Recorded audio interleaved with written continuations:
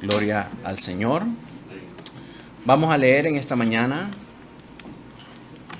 Juan,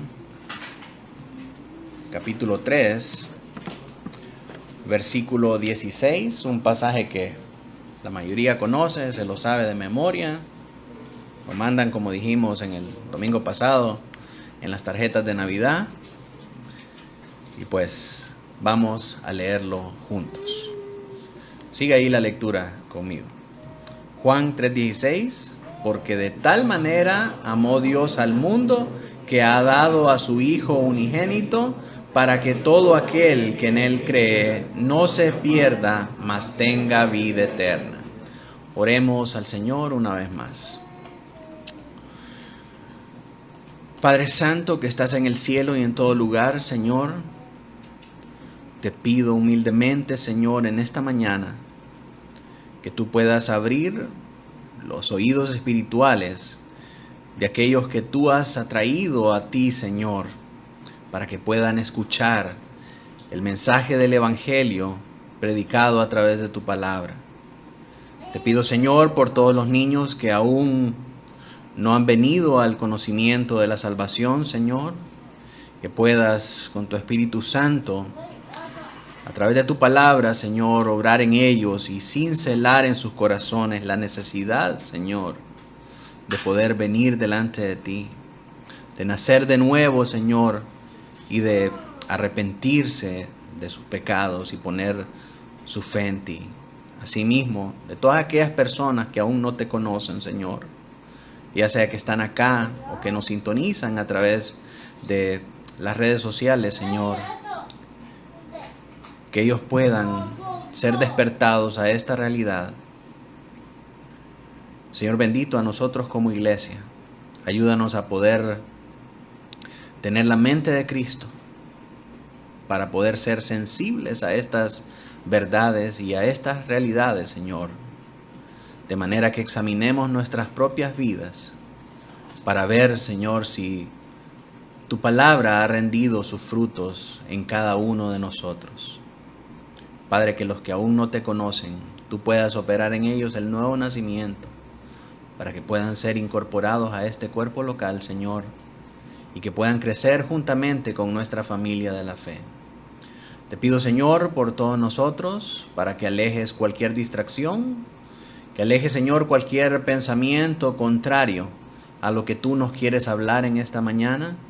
Lleva cautiva nuestra mente en la obediencia a Cristo Jesús.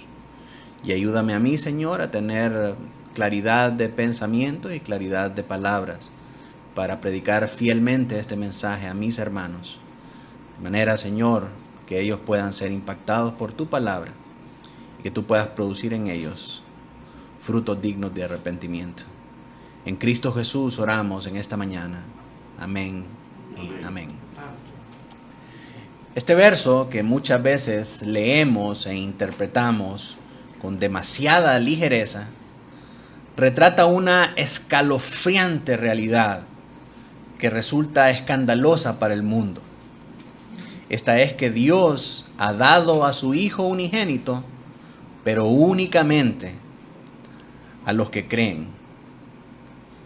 Y es a estos que creen que Él les da y que ellos pueden disfrutar el don de la vida eterna.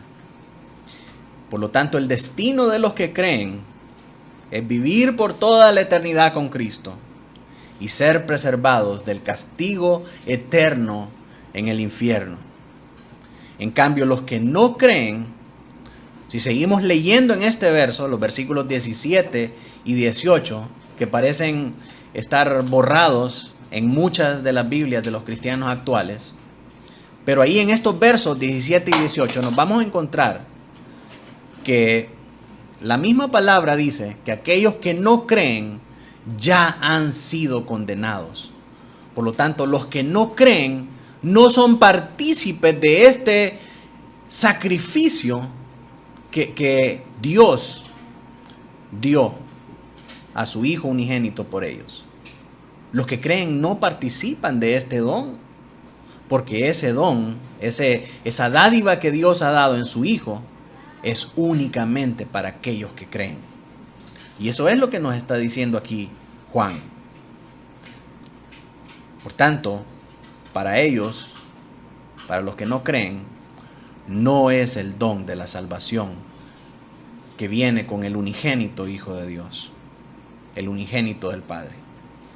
Esto presupone entonces que hay un reducido grupo de personas que ha creído en Cristo, y en contraste vemos una abrumadora mayoría que no ha creído en Él.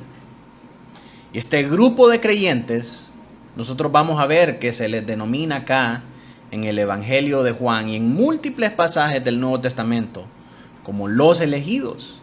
Y si usted tiene problema con esta palabra, si usted tiene problema con que digamos que hay elegidos, entonces usted tiene problemas con la Biblia y por lo tanto tiene problemas con Dios, porque la palabra elegidos aparece en muchos pasajes.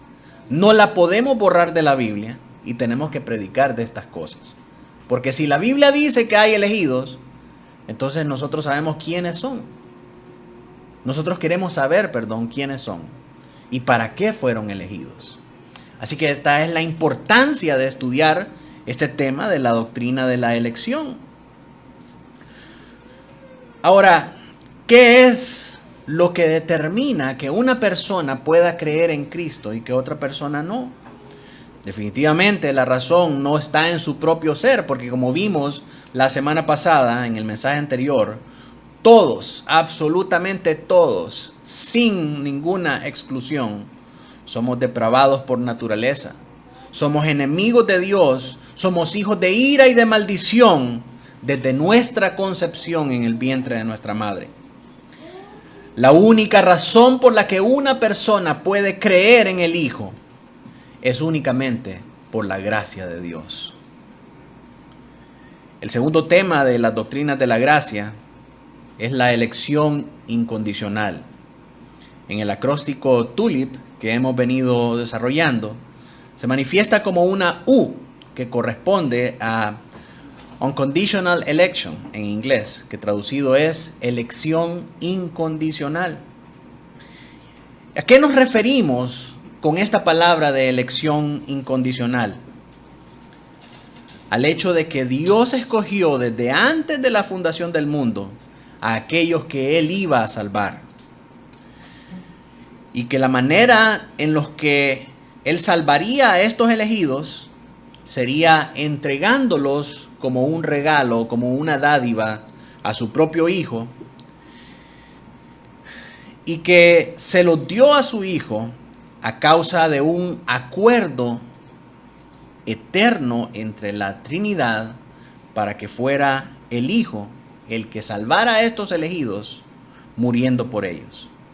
Y de esta manera aseguraría efectivamente que su plan de salvación, fraguado en la eternidad, desde antes que siquiera hubiera una creación, pero de esta manera Él se aseguraría que ese plan de salvación se llevaría a cabo en toda su plenitud, sin ninguna falla, y llegaría a su término. Así que el día de hoy vamos a estudiar esta doctrina de la elección incondicional bajo estas 4 premisas. La primera, que Dios escogió desde la eternidad a aquellos que salvaría. La segunda, que la manera en la que los salvaría sería a través del Hijo. La tercera, que la razón es porque el Hijo se comprometió a salvarlos desde antes de la fundación del mundo. Y finalmente, por lo tanto, si el Hijo se comprometió a salvarlos, entonces Él se asegurará de que los elegidos sean salvos hasta el fin y que su plan de salvación se lleve a cabo de la manera en la que Él lo ha dispuesto. Pero antes de comenzar a desarrollar este tema y cada uno de estos puntos, quisiera que viéramos algunas objeciones comunes que generan controversia con respecto a estos términos. En primer lugar, es necesario que entendamos que el creador de esta doctrina de la elección no es el teólogo francés Juan Calvino. Es Dios desde toda la eternidad al manifestar por medio de su palabra inspirada que desde antes de la fundación del mundo, Él escogió a los que habrían de ser salvos, porque eso es lo que nos dice la Biblia. Por lo tanto, el creador de esta doctrina es Dios mismo, no Juan Calvino. La doctrina de la elección se enseñaba desde los primeros siglos de la iglesia. Estamos hablando que Juan Calvino vino a tener incidencia a partir de la Reforma Protestante en el siglo XVI. Pero desde el siglo III y mucho antes, la iglesia ya enseñaba acerca de la elección.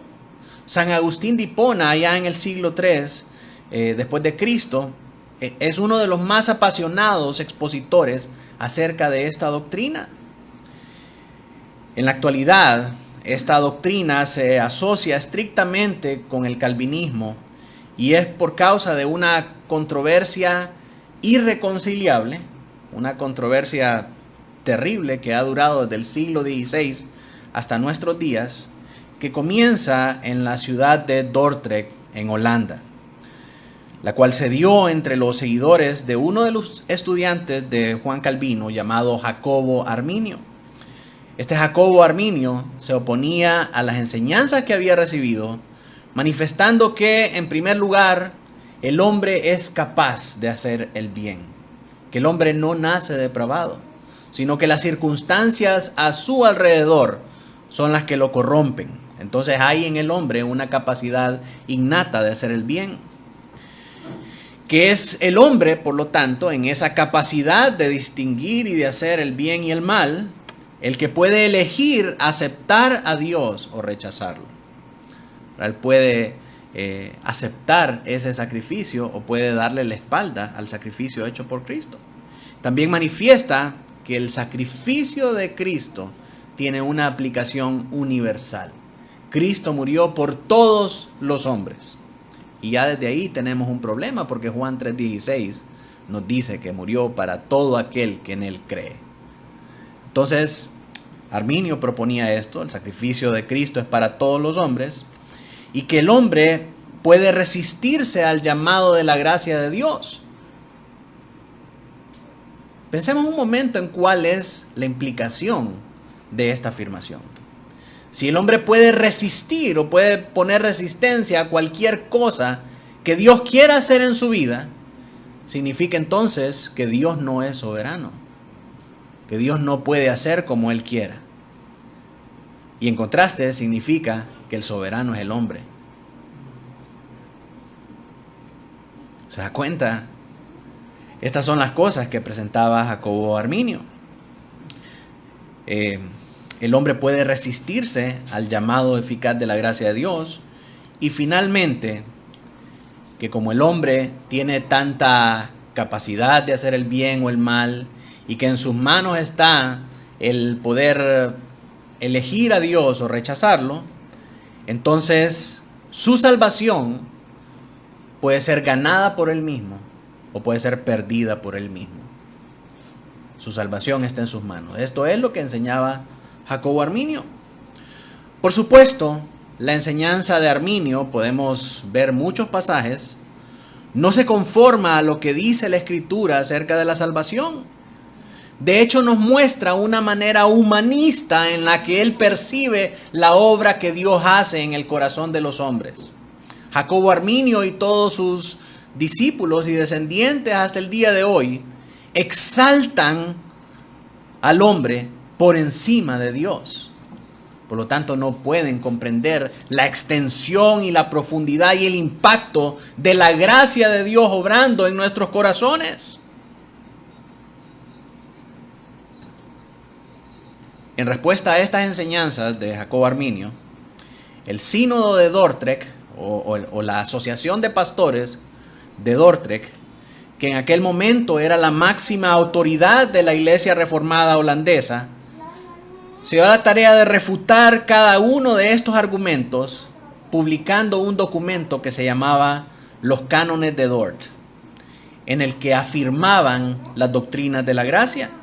Y es de este documento donde sale este acróstico de TULIP que vimos anteriormente. Este TULIP nace como una herramienta de memorización, una herramienta de mnemotecnia, dirán los profesores, ¿verdad? Es una herramienta para ayudarnos a memorizar las principales doctrinas de la gracia. La palabra tulip significa tulipán y tulipán es la flor nacional de Holanda. ¿Y eso por qué es importante, pastor?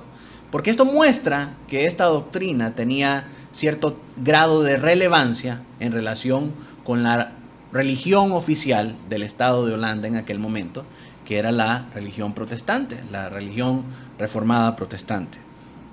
Así que después de la respuesta que publica el sínodo en los cánones de Dort, proceden a excomulgar a Jacobo Arminio de la iglesia reformada. Esta separación da inicio a lo que se conoce el movimiento remonstrante. Y este movimiento remonstrante funda sus propias iglesias y funda sus universidades liberales de teología. Su influencia se extiende hasta el evangelicalismo moderno del día de hoy. Podemos distinguir sus enseñanzas en frases comunes que utiliza la iglesia el día de hoy. Como por ejemplo cuando dicen, ven a Cristo, ábrele la puerta de tu corazón. ¿Cuál es el problema con ven a Cristo? Que Juan 6:44 nos dice, nadie puede venir a mí si el Padre no lo trae. Sí, pero estas enseñanzas dicen, ven a Cristo. Ábrele la puerta de tu corazón. Él es un caballero, Él no va a entrar si no le permites. Perdón, pero Él es el Dios soberano del universo y Él puede hacer como a Él le plazca. El libro de Salmos nos muestra, Dios está en su trono. Lo que Él quiso, Él ha hecho. Dios no es un caballero, Dios es el Rey de gloria, el Rey del universo. Y Él puede hacer conforme Él quiera. Así que vemos la influencia del arminianismo y de este movimiento remonstrista en el evangelicalismo moderno de hoy en estas frases. Acéptalo como tu Salvador. Y una de las más populares es la enseñanza de que podemos nosotros perder o ganar nuestra salvación por nosotros mismos. Un día la tenemos, al siguiente día ya no la tenemos. Esta enseñanza proviene de acá, de este concepto tan bajo acerca de la gracia de Dios y de este concepto tan elevado de la raza humana. Por lo tanto, son afirmaciones y son enseñanzas que son contrarias a la Escritura. La razón por la que la enseñanza de la elección incondicional resulta tan escandalosa para los hombres es porque en medio de este humanismo empedernido les gusta pensar que ellos tienen el control de las cosas.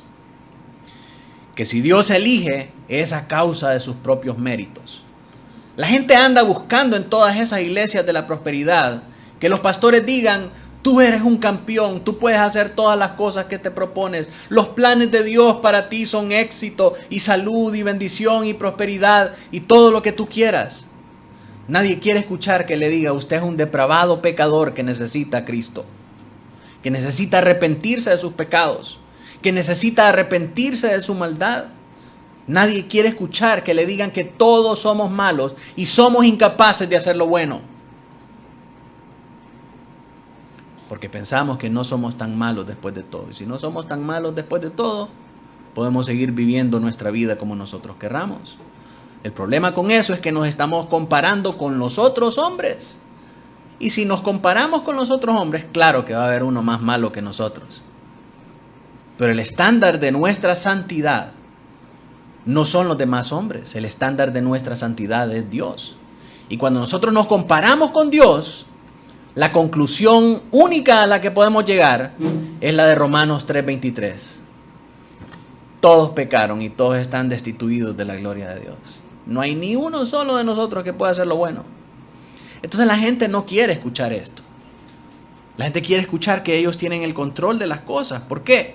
Porque vivimos en una era donde el mundo nos enseña que lo más importante, lo más relevante, lo más cool es destacar el humanismo. destacar la bondad del ser humano. Y cuando destacamos la bondad del ser humano, nos oponemos a Dios. Por lo tanto, el mundo no quiere nada con Dios.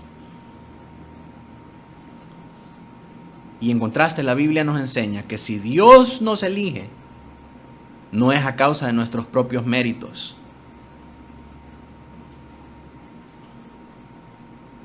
Dios no nos elige de acuerdo a condiciones prescritas que los hombres deben y pueden cumplir. Por esa razón es incondicional, porque Dios no elige en base a condiciones, sino que Dios elige conforme a su soberanía divina. En ese sentido, entonces, el término más apropiado acerca de esta doctrina de la elección, en lugar de decir elección incondicional, deberíamos decir elección soberana. Porque Dios elige conforme a su soberanía divina. Otra controversia que nosotros debemos evitar es caer en el hipercalvinismo. ¿Qué es el hipercalvinismo? Es un extremo radical de esta perspectiva de la gracia en la que muchos han caído, ganándose el repudio aún de los mismos cristianos, por la sencilla razón de que se dan a la tarea de andar diciendo ellos quién es elegido y quién no. Mira que el hermano, hemos hecho todo el esfuerzo para que venga y al final no quiere venir. Por más que le digamos, no quiere venir a la iglesia. Ahí déjalo, es que ese no es de los elegidos. Eso es lo que hace el hipercalvinismo. Hermano, este sábado vamos a ir a evangelizar al Parque Central. ¿Te apuntás para ir? No, ¿y para qué? Si Dios va a mandar a los que son elegidos. Ese es el hipercalvinismo y es un extremo que nosotros debemos evitar a toda costa porque es igualmente dañino que el arminianismo. Al final del día debemos recordar lo que nos dice el Salmo 3:8. La salvación es de Jehová. Así que no nos corresponde a nosotros andar diciendo quién es salvo y quién no. Aunque Dios ha establecido que solo los elegidos vendrán a Cristo, los medios que Él ha provisto para que vengan a la salvación es por medio de la predicación del Evangelio. Romanos 10:14. Por lo tanto, nosotros tenemos que predicar el Evangelio como que si todos los hombres fueran elegidos. Porque al final, mis hermanos, esa es la comisión que nosotros recibimos en Mateo 28, 19 y 20. Ir por todo el mundo y predicar el Evangelio a toda criatura. No nos dice el Señor Jesucristo que prediquemos el Evangelio únicamente a los que son escogidos. ¿Por qué? Porque no nos corresponde a nosotros saber quiénes son. La salvación es del Señor, dice el Salmo 3. Así que nuestro trabajo es predicar el Evangelio cuantas veces sea necesario, como que si todos fueran a ser salvos, como que si todos fueran elegidos. Al final, solo Dios sabrá los que verdaderamente lo son. Y tanto así, que en el cielo nos llevaremos la sorpresa de que muchos, aún siendo pastores, no serán contados entre las filas de los elegidos. Oiga bien. Y es verdaderamente lamentable que esta claridad con la que se expresa la obra de la salvación de los hombres en la Escritura sea definida como calvinismo. Pues ni aún el mismo Calvino la definía como tal. Imagínese a San Agustín de Hipona en el siglo III diciéndole a sus estudiantes, vamos a enseñar ahora el calvinismo. El Calvino vino hasta el siglo XVI. Es incongruente, ¿verdad? Lastimosamente, por tradición y por historia, se le llama a las doctrinas de la gracia calvinismo. Por lo menos se asocia con el calvinismo, pero es mucho más antiguo, más trascendente, aunque el mismo Calvino. Pero ahora que sabemos todo este trasfondo, estudiemos lo que nos dice el discípulo amado acerca de esta elección soberana de Dios. En primer lugar, Dios escogió desde la eternidad a aquellos que salvaría. Esta verdad acerca de la elección se manifiesta en reiteradas ocasiones aquí en el capítulo 17 de Juan. Jesús afirma, dijimos la vez pasada, por lo menos 8 veces que los hombres que el Padre le ha dado eran ante todo del Padre, pero que Él se los dio al Hijo. Vemos esta realidad. Juan 17:6 dice: he manifestado tu nombre a los hombres que del mundo me diste. Tuyos eran y me los diste. Y han guardado tu palabra. Verso 9: yo ruego por ellos, no ruego por el mundo, sino por los que me diste, porque tuyos son. Verso 10: y todo lo mío es tuyo y lo tuyo mío. He sido glorificado en ellos. Verso 23: yo en ellos y tú en mí, para que sean perfectos en unidad, para que el mundo conozca que tú me enviaste y que nos has amado, que los has amado a ellos como también a mí me has amado. Verso 24: Padre, aquellos que me has dado, quiero que donde yo estoy también ellos estén conmigo, para que vean mi gloria que me has dado, porque me has amado desde antes de la fundación del mundo. Se da cuenta que todo este proceso de elección se lleva a cabo desde antes de la fundación del mundo.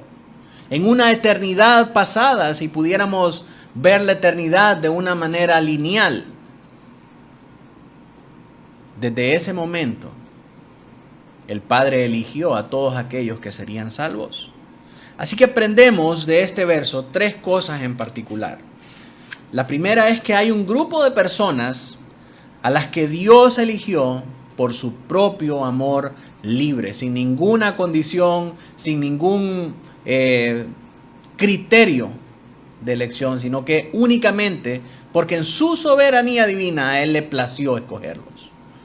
Y esto lo vemos en estos versos que leímos. La segunda cosa que aprendemos es que la razón por la que los eligió fue para que fueran suyos. Jesús dice: me los has dado para que sean míos, porque Él los iba a salvar. Y en tercer lugar, que el momento en los que Él hace esta elección fue desde antes de la fundación del mundo. Y por supuesto, estas son palabras de Jesús. No son palabras de Calvino ni son palabras mías. La doctrina de la elección es una doctrina bíblica. Por lo tanto, tenemos que enseñarla a la iglesia y debemos evitar caer en esa cuestión de que no vamos a predicar esto porque no todos están de acuerdo con esto. Eso es muy controversial para que lo prediquemos aquí en la iglesia.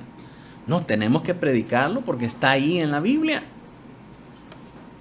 Más aún, debemos enseñar que aquellos a quien Dios eligió, los eligió específicamente para que fueran salvos. Teniendo este propósito en claro, teniendo el propósito de este acto libre de Dios, Él ha provisto entonces los medios necesarios para llevar a cabo su plan. Y antes de hablar de este medio de la salvación, es necesario hacer una importante aclaración. Y esta es que Dios no es injusto por haber elegido a algunas personas para salvación y a otras no. Que esa es una de las grandes objeciones que tiene la gente. Ay, pobrecito, qué barbaridad, qué injusticia la que hizo Dios al elegir a unos para salvación y mandar a otros a condenación. Y en lugar de eso, Dios no es injusto. Su justicia es perfecta. Y Él manifiesta su justicia perfecta con la salvación de los elegidos y con la condenación de los que rechazaron su gloria. El problema siempre es, y volvemos a caer una y otra vez en ese mismo asunto, humanizamos demasiado la justicia de Dios. Nuestro humanismo se mete en el medio y nubla nuestra visión para que podamos ver claramente la justicia perfecta de Dios. Tenemos un concepto demasiado elevado de la humanidad y ese concepto, las doctrinas de la gracia, se encargan de aterrizarnos a tierra y de que lo podamos ver claramente cuando nos presenta la doctrina de la depravación total. Así que cuando dejamos de humanizar la justicia de Dios, dejamos de decir, pobrecitos los que no fueron elegidos y se fueron al infierno. Qué malo es Dios que no les dio una oportunidad de salvarse. Eso es lo que dicen todas las personas que están infestadas de ese humanismo desmedido. Sin embargo, por eso mismo es que nosotros comenzamos nuestro estudio con la doctrina de la depravación total, para darnos cuenta lo terribles y depravados que son los hombres sin Cristo. Todos estos temas van concatenados uno a otro. Uno nos lleva al otro. Así que uno piensa que los que se perdieron se fueron al infierno deseando que se les diera una oportunidad para arrepentirse. Sin embargo, la realidad es que se fueron al infierno de muy buena gana, porque pensaron que allá iban a ir a hacer barbacoa y escuchar bandas de heavy metal y a pasarla bien todos en un gran vacilón. Y esa no es la realidad que nos presentan las Escrituras. Juan 1, del 10 al 11 nos dice, en el mundo estaba y el mundo por él fue hecho, pero el mundo no le conoció. Él dio a conocer su luz al mundo, pero el mundo no le conoció. Dice, a lo suyo vino y los suyos no le recibieron. Mis hermanos, la realidad abrumadora de este versículo es que los que rechazaron a Dios se fueron al infierno de su propia gana. No querían nada con Dios. Escucharon, tuvieron la oportunidad. La luz vino al mundo para mostrar sus obras y el mundo no le conoció. Entonces no diga que pobrecitos los que se fueron al infierno. Deseaban una oportunidad y no se les dio. Mi hermano, que hubieran tenido la oportunidad de escuchar el evangelio claramente, lo hubieran rechazado.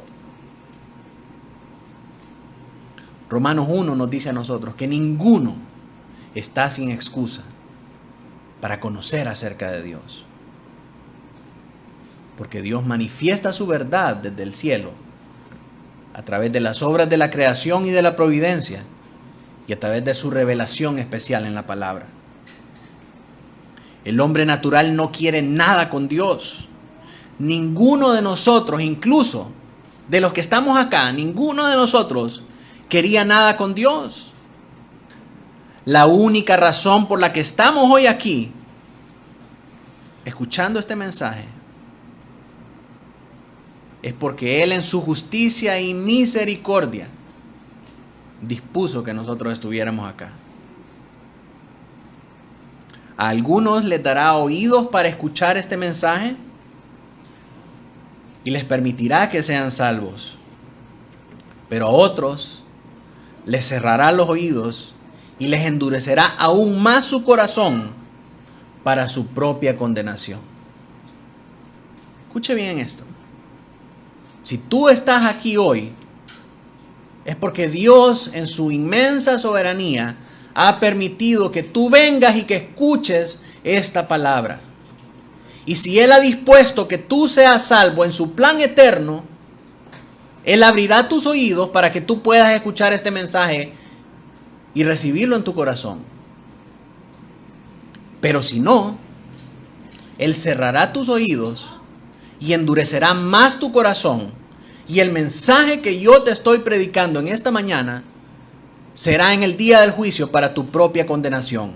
Cuando digas, a mí nadie me dijo nada nunca, el Señor te recordará aquel día, en un 17 de octubre, cuando estuviste en Iglesia Bautista Reformada, Estandarte de Verdad, y escuchaste el mensaje de la salvación.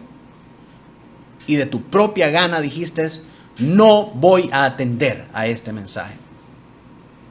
¿Por qué? Porque el Señor cerró tus oídos y endureció tu corazón para tu propia condenación.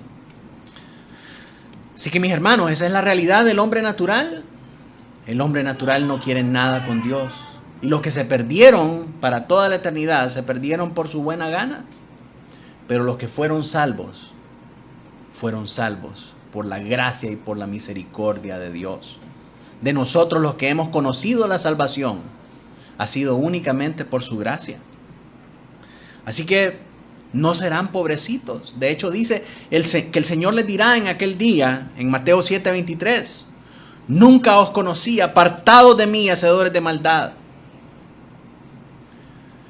Dios entonces establece desde la eternidad que la manera en que los elegidos serían salvos sería a través del Hijo.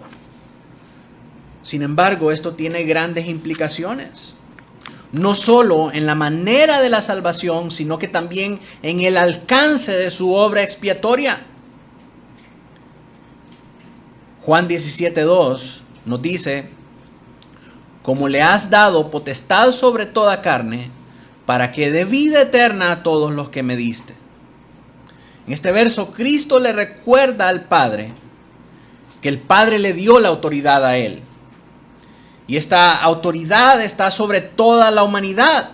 De modo que a todos los que el Padre le ha dado, Él tiene la facultad para darle vida eterna. También uno de los argumentos que presenta para que Dios lo guarde en su nombre es que Cristo había manifestado su nombre, el nombre de Dios, a los hombres que del mundo me diste, dice el verso 9. Y luego llegamos a la parte del alcance de su gracia. Porque alguien podría decir, pastor, limítese al contexto de lo que está hablando aquí. Y dése cuenta que los elegidos en este pasaje son los apóstoles, no todos los cristianos. Usted está sacando ese verso de contexto, pastor. Y en respuesta a esto, nosotros podemos ver los versos 20 y 24, que indican que Jesús no solamente estaba pensando meramente en los 11 apóstoles, como el total de todos aquellos que el Padre le había dado. Cuando Jesús dice, todos los que el Padre me ha dado, no solo son esos 11. Mire lo que dice el verso 20. Mas ruego, no solamente por estos, sino también por los que han de creer en mí, por la palabra de ellos. ¿Se da cuenta? Esto no es solamente para los apóstoles. Es para todos los creyentes en todas las épocas que creerían por el testimonio de los apóstoles.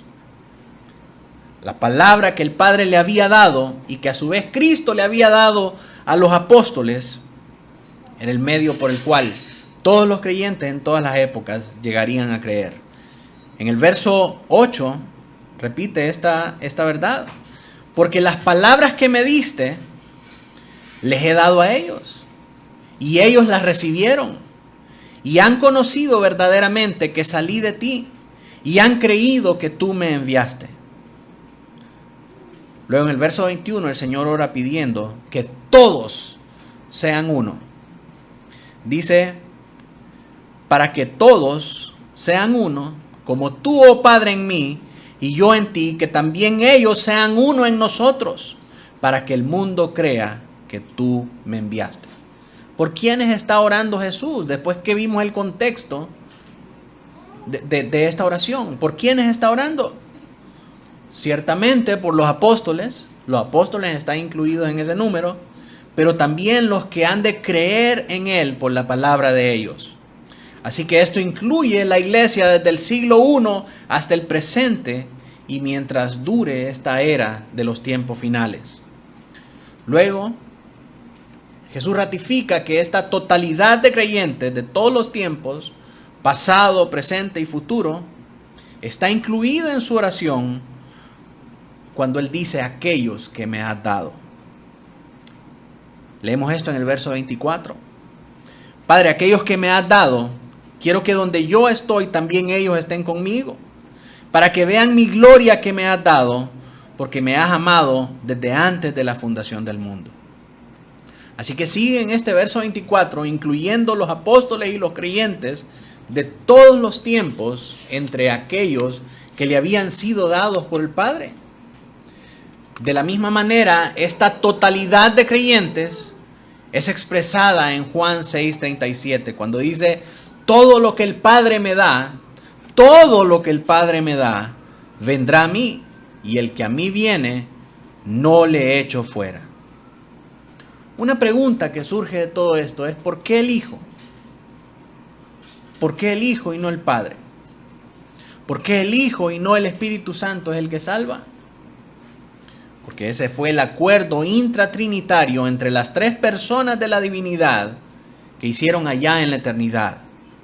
Que el Padre sería el que elija, que el Hijo sería el que salve y que el Espíritu Santo es el que santifica a Dios en nuestros corazones. Así que llegamos a nuestro tercer punto de esta enseñanza, diciendo que la razón por la que Cristo se comprometió a salvar, la razón por la que el Padre le dio a los elegidos al Hijo fue porque Cristo, el Hijo, se comprometió para salvarlos. Vemos esto en el Evangelio de Juan en los siguientes pasajes. Juan 10, versículo 11 dice: yo soy el buen pastor, y el buen pastor da su vida por las ovejas. Este es el grado de compromiso que tiene Cristo con los elegidos, que Él pone su propia vida para el rescate de ellos. Amplía más acerca de esto en los versos 17 y 18. Dice: por eso me ama el Padre, porque yo pongo mi vida. Mire qué profundo el compromiso de Cristo con la salvación de los elegidos, que Él mismo pone su vida. Y dice: para volverla a tomar. Nadie me la quita, sino que yo de mí mismo la pongo. Tengo poder para ponerla y tengo poder para volverla a tomar. Porque este mandamiento recibí de mi Padre. Ahora, aquí vemos varias cosas muy interesantes. En primer lugar, Jesús habla de que su sacrificio, su muerte, fue de manera voluntaria. Cuando Él dice: yo mismo pongo mi vida. Y eso nos indica su grado de compromiso con los elegidos. También habla acerca del poder de la resurrección que había en Cristo, porque dice: tengo el poder para volverla a tomar. Ahí está hablando acerca de la resurrección. Aunque Él pone su vida por el rescate de los elegidos, Él la puede tomar. Y eso es el poder de la resurrección. Y lo último que nos muestra este pasaje es el común acuerdo entre el Padre y el Hijo. El Padre y el Hijo estaban de acuerdo en esta obra. No es que fue obligatorio que el Padre dijo al Hijo que fuera e hiciera esto, sino que es un acuerdo entre las personas de la Trinidad. Y este acuerdo se manifiesta cuando Jesús dice que este fue el mandamiento que recibí de mi Padre. Ahora, nosotros podemos ver que Jesús está enteramente de acuerdo con este plan del Padre de quien recibió este mandamiento, porque a lo largo del Evangelio Él deja ver que está supeditado a este plan y constantemente repetía cosas como: debo cumplir la voluntad de mi Padre. Vemos esto en Juan 4:34, Juan 5:30 y 36, Juan 6:38, 17:4, 19, 28 al 30. Jesús constantemente estaba diciendo que tenía que hacer la voluntad del Padre, tenía que cumplir con la voluntad del Padre. Asimismo, siempre usaba la frase: mi hora no ha llegado, o mi hora está cerca. Pero ahí vemos evidencia de esta frase en Juan 2:4, Juan 7:30, Juan 8:20, Juan 12:23 y 27, Juan 13:1, Juan 16:32, Juan 17:1. Ahí los busca usted en su casa. Pero dése cuenta que todos estos pasajes nos muestran que Jesús y el Padre están en total sintonía para llevar a cabo este plan. De manera que cuando llega a esa hora, Jesús se anticipa a recibirla. Juan 18:4 nos habla acerca de esto. Dice: pero Jesús, sabiendo todas las cosas que le habían de sobrevenir, se adelantó y les dijo: ¿a quién buscáis? ¿Quién va a salir al encuentro cuando lo andan buscando para matarlo? Venimos a buscar a Henry para un ajuste de cuenta. Ah, sí, ¿qué deseaban? Sale Henry ahí a saludarlos. ¿Quién en su sano juicio va a salir a enfrentar estas cosas? Si la reacción natural de todos nosotros es escondernos cuando vemos el mal venir. Pero Jesús se anticipa y les sale al encuentro y les dice: ¿a quién buscáis? ¿Por qué? Porque Jesús estaba en sintonía con el plan del Padre de redimir a estos elegidos. Vamos a hablar más acerca de este compromiso de Jesús con salvar a los elegidos cuando toquemos el siguiente tema, que tiene que ver con la expiación limitada, con el sacrificio de Cristo que está limitado únicamente a los elegidos.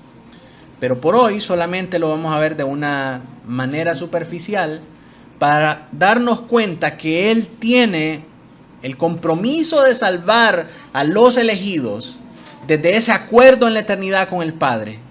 Y por esa razón el Padre le entrega a los elegidos. Finalmente, así como Dios le ha entregado a los elegidos al Hijo para que puedan ser salvos por Él, y porque Él porque Él se comprometió a salvarlos, asimismo el Hijo, por ese compromiso que tiene por salvar a los elegidos, el Hijo se compromete y asegura que en efecto van a ser salvos y van a perseverar hasta el fin. Así que Él se asegurará de que los elegidos sean salvos hasta el día final. Y esta es una parte toral de la enseñanza de la elección. ¿Por qué razón? Porque una persona que se anda deleitando en los placeres de la carne con el pretexto de que es un elegido, tal persona no puede ser un elegido. Ahí vemos que anda satisfaciendo todos los deseos de la carne, que anda en sus depravaciones, en sus delitos y pecados, haciendo toda clase de averías, y no siente ningún remordimiento al respecto, porque piensa que es de los elegidos y que en algún momento se le va a permitir venir a la salvación. Si una persona tiene este tipo de pensamiento, esa persona definitivamente no es de las personas que está dentro del plan de Dios, porque la voluntad de Dios para nosotros es nuestra santificación, no es dejarnos en nuestros delitos y pecados. Y si esa persona tiene un conocimiento de qué significa ser elegido, pero sus obras no lo demuestran, definitivamente esa persona no ha venido al conocimiento de la salvación, no ha venido al conocimiento de Cristo, porque esa no es la elección que nos muestra la Biblia. ¿Qué razón? Porque Él va a preservar a sus elegidos. Dios no elige pecadores para que sigan viviendo en sus delitos y pecados, porque como ya vimos anteriormente, la razón para la elección no es tener privilegios en la iglesia, no es tener una fila de sillas reservadas para él y su familia. La razón por la que Dios elige pecadores es para la salvación. Dios quiere que aquellos que Él elige nazcan de nuevo. El Señor manifiesta que esta dádiva de la nueva vida es un don que está reservado para los escogidos. Y vemos eso en Juan 6, 39 y 40, Juan 14, 2 y 3. Por lo tanto, el Señor también, Él es quien asegura que aquellos que vienen a Él pueden tener la confianza absoluta de que en el día final ellos van a participar de la resurrección para gloria. Y esto nos dice Juan 5, 24 y 25, 28, 29, Juan 6, 39 y 40, 44 y 54. Por último, el Señor Jesús ruega al Padre por estos elegidos para que puedan estar donde Él está. Verso 24, recordamos una vez más la oración de Jesús cuando dice: Padre, aquellos que me has dado, quiero que donde yo estoy, también ellos estén conmigo, para que vean mi gloria que me has dado, porque me has amado desde antes de la fundación del mundo. Ser elegido, por tanto, no es un acto aislado en el que uno es abandonado a su propia suerte para pecar indiscriminadamente. Ser elegidos, hermanos, es ser preservado hasta el día final por el poder de Cristo. No es una licencia para pecar. Puede que el pecado alcance tu vida, pero ser de los elegidos garantizará que no quedarás en ese pecado para siempre. Cuando caigas en pecado, el Espíritu Santo no te dejará en paz hasta que te lleve de nuevo al arrepentimiento, a la fe y a las obras de justicia. Quisiera terminar nuestro estudio de hoy con algunas aplicaciones prácticas. En primer lugar, para la iglesia. Mi amado, si tú estás aquí ahora y eres parte de este cuerpo local de creyentes, no es por tus méritos, no es por tus logros, no es por tu inmensa piedad y devoción, sino que es por la gracia abundante de Dios y por su libérrima soberanía, que Él ha determinado que tú estés aquí el día de hoy. Jamás pienses que es por tus méritos o por tus logros o por tu piedad o por tu devoción. No, mi amado, es solamente por su gracia. Y a causa de esa sublime gracia que salvó a un infeliz pecador como tú y como yo, citando el canto de John Newton, es a causa de esa gracia que nos salvó, que debemos ir nosotros también y extender esa gracia a otros, presentándoles el Evangelio del Señor Jesucristo, esperando que Cristo pueda llamarlos a la salvación conforme a su propósito eterno. Y si no lo llamara en ese momento, que Dios nos libre de pensar o de siquiera insinuar que si no vino a Cristo es porque no es de los elegidos. Recuerda el Salmo 3:8, la salvación es del Señor. Y examina antes tu corazón, examina antes tu propio corazón a la luz de 1 Corintios 10:12. Así que el que piensa estar firme, mire que no caiga, para que, como reflexionó el apóstol Pablo, nosotros reflexionemos también. No sea que, habiendo sido heraldo para otros, yo mismo venga a ser eliminado. Yo mismo venga a ser descalificado, dice otra versión. Para los que son visitas, si Dios te ha permitido escuchar este mensaje el día de hoy, es para que consideres tu vida. Si has venido a la salvación, no fue porque hiciste una oración, no fue porque tomaste una decisión, fue porque Dios lo dispuso en sus planes eternos. Y por su gracia te permitió tener oídos para oír, ojos para ver tu propia pecaminosidad y una mente renovada para entender las verdades espirituales, para que vivas conforme al llamamiento santo y no conforme a las concupiscencias de tu carne y a los placeres del mundo.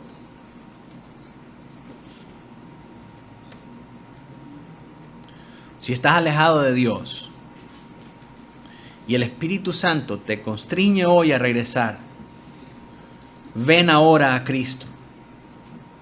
Y si estás perseverando en su camino, regocíjate en el poder de su fuerza y sigue adelante, no desmayes.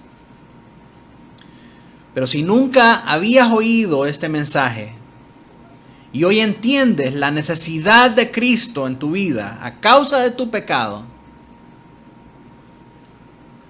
pídele desesperadamente que te dé un nuevo nacimiento, para que puedas arrepentirte de tus pecados y poner tu fe en Él. Y que en el día final tú puedas participar de la resurrección para vida en lugar de una resurrección para condenación. Acompáñenme, mis hermanos, a orar juntos al Señor. Póngase de pie.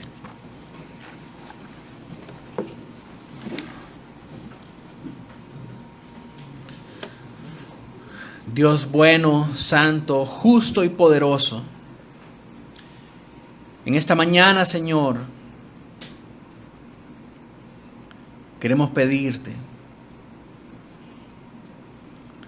que aquellos, Señor, que por mucho tiempo habían tenido sus oídos cerrados al mensaje de tu palabra, conforme a tu gran propósito,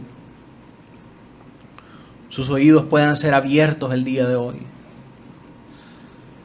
Señor, que los que toda la vida se han visto como justos, como rectos, como santos, en su propia justicia, Señor, y en su propia necedad, hoy puedan tener ojos espirituales para poder ver su propia pecaminosidad y su necesidad de ti. Señor, los que nunca habían entendido la manera en la cual tú obras la salvación en la vida de un hombre, dales una mente renovada, Señor, para que puedan conocer tus misterios. Señor, gracias por traernos a la humillación de nuestra carne, Señor, reconociendo que somos totales pecadores, Señor, y necesitados de ti. Ahora, Señor, clamamos a ti desesperadamente, pidiendo que tengas misericordia de nosotros y que nos extiendas una vez más tu gracia, Señor, para poder venir a ti conforme a tu propósito eterno. Señor, si alguno de nosotros pensó ser salvo, pero realmente nuestras obras, Señor, no evidencian absolutamente ningún fruto de ese nuevo nacimiento, permítenos ahora, Señor, nacer efectivamente de nuevo por medio de tu Espíritu. Renueva nuestros corazones, Señor, renueva nuestro ser para que podamos conocerte, para que podamos, Señor, arrepentirnos de toda nuestra maldad y depositar nuestra fe en ti. Señor, te pido por todos mis hermanos de esta iglesia local. Padre Santo, que ellos puedan ser contados entre las filas de todos aquellos por quien oraste al Padre, diciendo: todos los que me has dado, ten misericordia de nosotros, Señor, y extiende tu gracia ahora para cada uno de nosotros. En Cristo Jesús oramos. Amén y amén.